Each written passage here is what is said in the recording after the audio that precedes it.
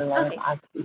Then I will try to speak loud because we only have a few minutes. So now there will be a break, but also one of our community members, Yasmine Guerin, will say a few words. Yasmine is an expert in terms of negotiating and showing your true potential. She's organizing different courses and wanted to say a few words about the area of her activity. Yasmine, are you already with us? Hi, can everyone hear me, see me okay? There's been some tech troubles today. Yes. All good. Awesome. Great to see everybody today. And thanks for staying with me on a break on such a beautiful sunny day. Thanks a lot to Women Techmakers Berlin for inviting me. I'll say a few words about myself and then also how I'm connected to the community. And I have a few tips today that I hope can also be helpful for the women with us today.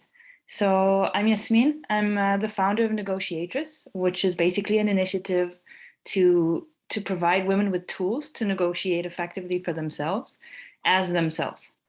So it's a method that I've developed that actually puts the focus on us feeling comfortable in our own skin, not having to emulate what is considered negotiating effectively, which is oftentimes the male way of negotiating, or a stereotypical masculine way.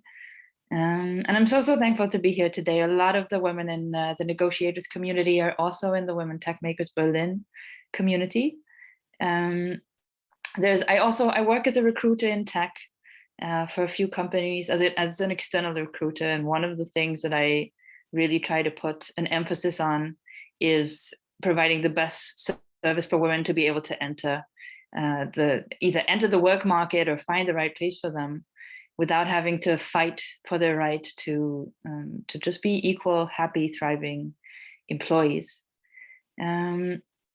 So we do, I don't want to spend too much time talking about what we do in Negotiatress, but just for an idea, we look at the challenges that we face as women in negotiating. And it doesn't only have to be salary negotiations. There's a lot of workplace negotiations that are actually the biggest challenges for us in day-to-day lives. There's our personal relationships. And I actually think it all ties together. So it's quite a holistic method. And I think a lot of the women here who are also in the community would agree that we see a lot of overlap sometimes. We think, oh, I'm like this, or I behave like this, or these are challenges that I face in one area of my life, and then somehow they jump up in other areas as well. So that's a little bit about us and what we do. And I actually am very happy to offer free first consultations for women of the Women Techmakers Berlin community. So I think the easiest is reaching out to Natalie or to Anna. I can also post my LinkedIn profile in the chat later. And be very happy to talk to you about challenges that you're having, about goals that you're setting for yourselves, and are kind of wondering how to get there. And that's that about Negotiatress. Today, I wanted to highlight something that I see as possibly the biggest challenge for women in tech looking in job searching, which is this, we're talking about progress, not perfection today, right? And we're talking about basically maybe the best time in history to be a woman in tech on one hand, and on the other hand, the fact that this is starting to be a hot topic, the fact that we're now, I really think it's a very hot topic at the moment. I'm looking at companies wanting to recruit women, and some companies will straight out just say, send us women, right? Like there's general goodwill in terms of letting women thrive in tech. But there are also justified fears, and I can say this as a recruiter. We don't send women to companies just because they say, send us boatloads of women, because that in itself is a challenge, right? We want to be employees. We want to be accepted to a job because we're talented, because we're capable, not because of our gender.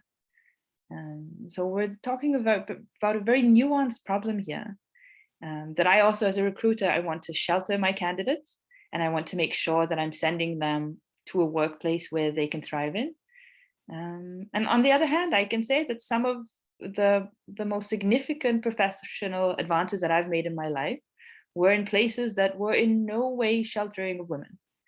And I didn't want to miss out on those opportunities, right? I didn't want to miss out on them, even though they weren't perfectly set up for women. So I hope I'm being clear with this challenge. We have this, we want to help women reach the best, most supportive environments for their careers. And we as women want to get there. And we also don't want to be over sheltering of ourselves and let's say giving up opportunities, giving up on potential jobs that could be excellent for our career, but we're not super certain as to whether they provide us the conditions that we need as women, whatever they might be. It can be as mothers, it doesn't have to be as mothers. It can just be a safe environment for women. So something I want to highlight, let's say my perspective as an external recruiter, is that something that women often forget when they speak to me is that they can use me as a resource. And many recruiters will be happy to do so. So sometimes we're worried about how do I respond to the question of what are my salary expectations? How do I respond to what is my current salary? How do I make sure that I'm not going in the opposite direction of, so, like people just want to push me in some kind of role because they have a cap that they want to fill for women. And I don't know if that's in my best interest. I don't know if it's something that I want. And the bottom line is what I see many times is a big reluctance to even apply, right? So not even approaching companies that we're not 100% certain we would fit in, not approaching companies because, and I see this both ways. So I see candidates who don't apply because a salary range isn't mentioned. And I see companies who absolutely insist on having one number, the one or be all number that you have to state, and then missing out on very, very good candidates just because of this rigidity in our mindset or a fear that stops us from really checking, okay, this is a number that shouldn't, this is, let's say tip number one for me is don't let that fear of numbers block you from looking out for opportunities that might be good for you. So if you have a feeling about a company, if you have a feeling about a process that you've started or you want to start, and you're uncertain about the number, don't let that stop you from pursuing that opportunity. And I always like to encourage my candidates, yes, if you need to give a general number at the beginning, do so. Try and keep yourself as wide open. If you can give a range, give a range. If you can mention that is, that is open to negotiation because you want to see the bigger picture, you want to understand the benefits, you want to see what how the company can interest you, that's great. But leave the salary negotiation sorry, to a little bit further down the line. And first insist on understanding if this is holistically the right opportunity for you. And that's tip number 2 for me, actually, because many times we're so bent on what salary will I get? Will it be a good salary? Will it be high enough? Will I be making more than my male counterpart or less or the same? And workplaces are so much more than just a salary, right? They're career opportunities, they're environments that we wake up to every day, even if we're working from home, right? They're personal relationships that we develop with people that would have meaningful impact on our future careers. So don't focus only on how good the salary is. Don't only focus also on what the benefits are, though benefits can be a very good indication of what the company thinks of its employees, how it treats them. But try to widen your thinking a little bit. Try to explore further. What is it like to wake up every morning and show up at this workplace, even virtually? How is your success assessed and monitored? How is feedback given?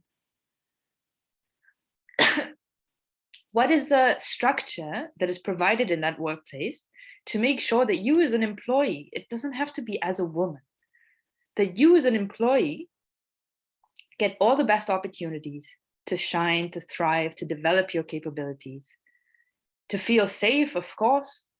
But I feel like these days, so many of the biggest companies are speaking so much about gender equality and diversity, and that would be, it's sort of weird to ask, okay, how are you going to promote me as a woman? Because that's what they're already all talking about.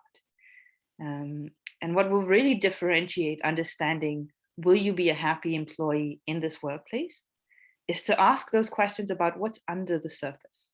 What does day-to-day life look like? Not, do they have a big poster of saying, what's the name of the Rosie the Riveter, and like, yes, we can, and all these things have just become, it's like the trendy thing to do, to say we believe in equality. And there are some companies, not all of them, who actually subscribe to day by day making sure that gender equality is taken as a serious value. That and don't forget why we're talking about gender equality. It's not because we just want to keep talking about women, women, women. It's because we are people. We as people want to make sure we're thriving in the workplace. So, and I see a hand raised. Ruba. Yeah, I have a question. I didn't want to interrupt, but I think it's related to the latest point you raised. It's important to know other aspects than the salary or benefits, and I totally agree. But what are the sources of such information? Because it's really, really hard to know these things. It's really important, but how can we know? I mean, what is your advice regarding the resource where I can look for? I mean, yeah, there is some like Glassdoor, but do you have any advice? That's actually a very good question, because, so first of all, the first point of contact that you would ask would be the recruiter, right? But it's very different if you're an internal recruiter or external, because for me, I can know as much about a company as the company tells me, and I make a point of trying to do that to understand where I'm searching or where I'm sending candidates. But whoever it is that shows up every day to the office, so if it's an internal recruiter, if it's the hiring manager, if it's someone on the team, they're going to know what it's like to wake up every morning and go into the office. Go into the office virtually or physically. So they're excellent resources. And we forget to ask. We always think that in an interview, we're the ones being interviewed. But both sides are interviewing both sides, right? So it's not just us answering questions, it's us asking questions. And there's always this, at the end of an interview, you'll be asked, do you have any questions? And we always kind of fumble for, do I have any questions? I should say something here, right? What exactly do I ask? These are the kinds of things that are very useful to ask.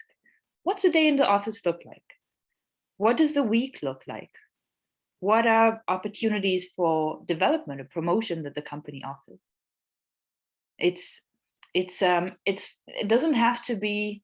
I know that I've seen candidates who felt like they sound too demanding when they ask these questions. I think it's perfectly okay to be demanding as well, especially in this market. But let's say you feel uncomfortable with that. I really believe you need to find your own style. You need to ask things in a way that's comfortable for you. It doesn't have to be demanding. It can be showing genuine interest. I'm not coming in to punch a ticket, sign out at the end of the day, and do my own thing. Or, maybe at some level I am, but I care about the company. I care about the people I'm going to be working with. I want to know more about what it's going to look like. So it's just starting a conversation on what might be important to you to know about the company. So again, resources, ask your recruiter, external or internal, ask your hiring manager when you're speaking to them in the interview. A lot of times you'll have an interview with members of the team, right? Or you'll at least know who is on the team. And so you can maybe reach out through LinkedIn and just say, hey, I'm interviewing for XYZ position.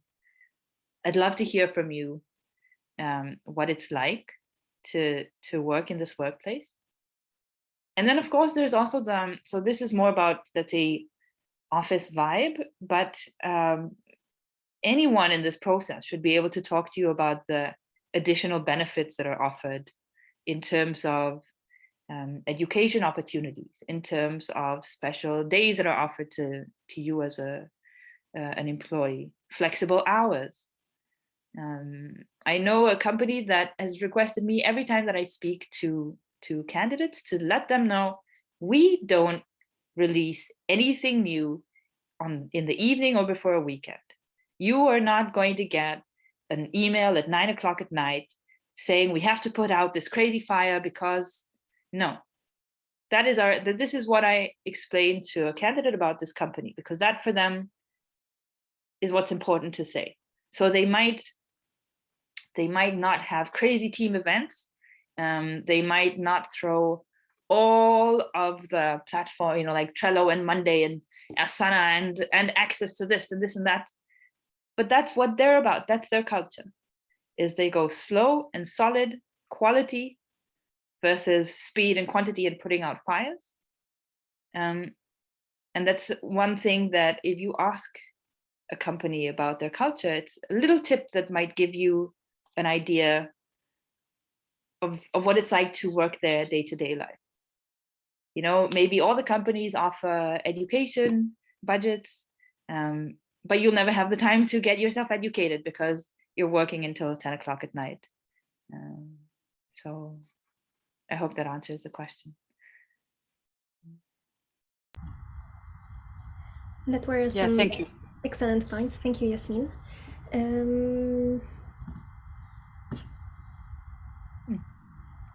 Yeah, I see in the messages Anya saying that we need these questions from you to see what you care about. Absolutely agree. It's 100% true. Awesome. Then thank you for your input, Yasmine. And if you wanted to reach out to Yasmine, as mentioned, she will share her LinkedIn. Yeah. Yes.